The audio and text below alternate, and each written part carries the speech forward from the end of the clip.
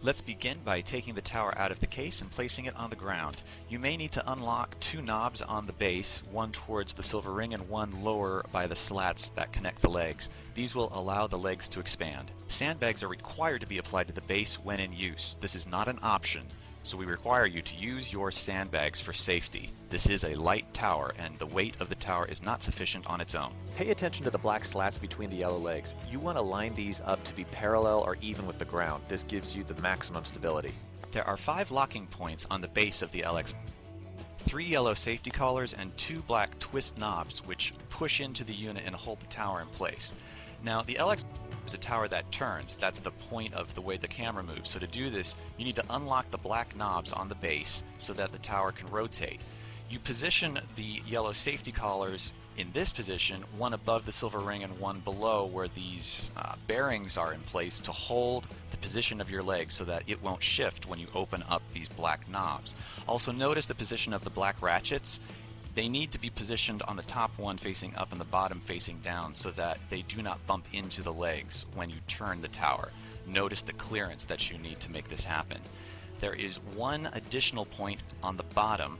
There's a yellow collar underneath of the black slats which go between the legs. You need to unlock this black knob as well, but position the yellow collar under these black slats to hold it in place so that the slats cannot shift lower than your position. Now find your HiPod head mechanism, pictured here, with mounting pedestal at the bottom of it, and insert into the top of your HiPod tubes. Notice that at the bottom of the L-shaped mounting area there is a ratchet which you must twist to tighten the tubes so the head connects firmly into the top of the tubes and will not come out. Now we're going to attach the HiPod handle.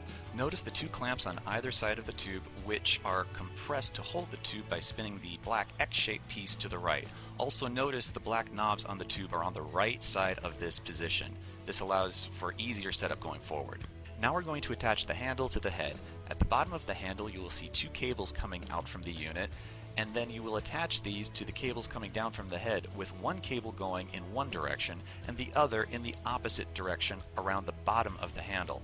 This creates a rounded surface for the handle to turn the round head in the proper direction. These cords must come out of the bottom of the handle, not the top. There are 2 large silver screws on the handle, and knowing the function of each screw will help you to use your unit more effectively. On the handle itself, between where the cables come out of the bottom, there is a screw that if you tighten it will lock these cables in place so they can't extend or retract. This is useful when elevating the tubes to unlock, allowing the cables to extend and then lock again for better control of the handle. The second screw is the position lock screw. If you tighten this, you'll leave the handle at a fixed position to lock off a shot. This way you could take your hand off the handle for a moment. If you unlock it again, you'll be able to twist the handle. Underneath the bottom tube collar and above where you've placed the handle, you will install the LCD bracket. Open the collar of the bracket as such and then twist the silver metal screw into place to grip it to the tubes. The LCD bracket has a long black metal extension which raises up about a foot above this locking point, allowing you to place the monitor more at eye level. Now it's time to attach the LCD to the unit. On the back of the LCD you will see a groove which will fit into the tip on the LCD mounting bracket. Just slide this into place, and then on the back of the LCD from the tip you'll see a round twist screw which will secure the position of the monitor so that it won't move while in use. You can see a closer view of that motion here. A very important consideration: when changing the angle of the LCD, unlock the ratchet on the bracket at this pivot point. Adjust the LCD to preference and lock again. Don't simply try to push the LCD as you'll harm the track on the back. Now it's time to install the battery on your LCD. Find the 2 silver prongs and match these prongs to the holes on the battery. You want to line these up carefully so that you don't bend the prongs. Line up the battery in the grooves on the mounting plate and slide into place. Notice the ratchet on the back of the battery. You're going to want to twist that out to the back so it does not interfere with the space you need to install the battery. To confirm you've provided power correctly, push the middle button on the LCD and you should see a blue screen. Now let's talk about camera setup. There are 2 big differences between earlier cameras and current cameras. For the earlier CX220s and the cameras in that line, you'll have a battery that looks like this which attaches to the back. With newer cameras such as the CX240 or 405, it will have a battery pack which you connect via a USB cord. Current Sony cameras no longer have the option to put an external battery into the back of the camera. They have a fixed shell now. You have to plug in via the USB cord that comes out of the handle strap of the camera into the white battery pack. You mount the white battery pack to the top of the HiPod tubes where there is a metal hook. Use one of the brass screws to attach the battery pack to the hook by sandwiching together. Use the secondary screw to tighten into place. You can attach this in several different ways, but this is one of the most common. Now, if you're going to use the rain gear and also as a different way to mount it, you use the same brass screw and mount the battery pack to the plate under the camera directly. Also, take note, the cable and remote setups will vary whether you have a camera with a battery in the back physically connected to the camera or whether you're using this external battery pack connected by USB. We will flip back and forth between the two cable and camera setups. Since we are talking about that white battery pack, one final note for the moment.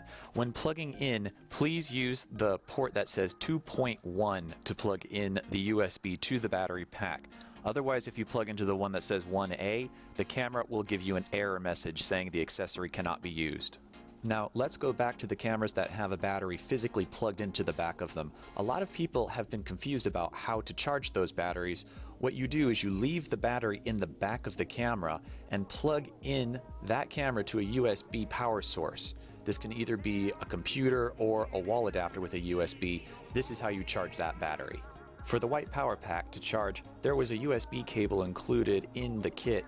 Plug that smaller USB cord into the middle hole on the battery pack above the light, and then plug into a USB power source. This battery also has a way for you to check the charge status. If you click the button on the side, some of the 4 green arrows will light up, and this indicates how much charge the battery is holding. Each represents 25%. To set up text on screen to see your battery and record status, follow these steps. From the default screen, hit the menu button and then select Camera Mic in the top middle. It'll bounce you into a scroll window and then look for scene selection. Your display will change to look like this. Then on the far right, you'll see an arrow. On the bottom, go ahead and click on that and leave your screen here. You will see Standby, which turns into Record, and Battery Life. Each time you turn the camera on, you will need to set this up. Now, to program your camera so it won't auto turn off after a few minutes, go to Setup and then scroll down until you see something that either says Power Save or Eco Mode, and then go ahead, click into that and turn Power Save or Eco Mode off. It varies based on which model you have. Also, if you see an option that says Demo Mode, you would want to go into that and turn that off as well. Now let's talk camera remotes. You'll have one of the following: the Sony Silver remote, the Vivitar, or the VariZoom. These 3 remotes set up the same way. A new remote, the black Sony, has also started going out, and that has a different setup. We'll come back to that later. Different remotes have gone out over the years with different cameras. You can see this remote, the Silver Sony, has been shipping from 2010 until about mid-2015. To mount this to the handle, open up the plastic clip in the back and attach it to the plate coming out of the handle. The Vivitar remote shipped from 2014 through 2015. It has a clip on the back that, if you open, will attach to the same plate coming out of the handle. The VariZoom remote was introduced in 2015. It has 2 screws in the back which hold a metal plate into position across the back of the remote. Open up those screws enough to create a gap and then slide the remote onto the same plate on the handle. Tighten the screws to hold the remote in place. Now, to set up the top cables for these first 3 remotes, follow these directions. Look for the multi-port, which is on the right side of your camera. Then find the multi-adapter cable, which has a rectangular skinny port and then a female D-shaped port on the opposite side. Your D-pigtail or D cable will plug into the multi-cable. It's highly likely that instead of the D-pigtail, you have this version with the full RCA cables as well. Disregard the red, yellow, and white cable and focus on the black cable with the stereo plug. This is the only one that is used. The stereo jack on the D cable will plug into the female port on the long, skinny black cable. The opposite end with the pins is where you plug in the remote. At the bottom of the tower, for the Silver Sony, Vivitar, and VariZoom remotes, you will have a 3-pin connector. Plug that into your long, skinny lank cable. That finishes the remote setup for cameras with a battery physically in the back of them. Now, for those of you using the black Sony remote, this is your setup. Go into your case and find this black plastic cradle. This is what you're going to slide the remote into. You see it has a clip in the back. This is going to attach to that plate that juts out of the handle. Slide the remote in, turn that clip sideways, and then attach it to the handle itself. You can see a close-up of that connection here. To connect the remote to the camera, the process is much simpler. There's only one cable. You can see it here. The black end goes into the camera and the white end goes into the remote. Do not reverse this, as if you do, it's not going to work. Also, loop the cable around the silver part of the handle a few times to cut off any stress or strain that might occur between the cable and the remote port. At the top, you can see where that cable plugs into the camera with that yellow tag. I'm pointing to it here. One thing I'm going to take a moment to reinforce is that you use the strain relief plate included with your unit. You can see the black plate under the camera that the cable is threading into. We'll go into more detail on this in a moment, but essentially if you use this plate, it stops the cables from pulling or dragging on the camera ports, which can damage your cable tips or the camera itself. We include this plate for an important reason, and if we find that you have damaged your camera without using this plate, it may void your electronics warranty. Standard with all towers is the cable strain relief plate. You can see it here. This plate will lock your cables under the camera so that they can't pull on the delicate ports where they connect. You can see you thread one cable in one of these grooves and the other in the other groove. And they will need to be facing in opposite directions, so the connecting ports come out on opposite sides of the camera where the ports are available. When the cables are in place, attach your camera on top like this, and then underneath you will screw into the camera to connect tightly using either a screwdriver or even a coin will work. With cables threaded under the camera using the strain relief plate, it will look like this. To connect to the HiPod head, find the smaller hole in the middle of the strain relief plate and attach this to the wheeled HiPod head by taking the gold screw and inserting it into that hole from beneath the plate and then tightening the secondary screw with your fingers until tight. This will keep your camera securely in place and will prevent damage from tugging on the cables from beneath the tower. Now, for all versions, take your HDMI cable and plug the smaller end, either mini or micro, into the camera. Take the standard end and plug that into the LCD at the bottom of the unit. Regardless of what remote you have, tie off a strain relief at the bottom of the L shape on the head. Take your video and LAN cables and make a slack knot around the apparatus. This will help prevent damage on your camera connecting ports.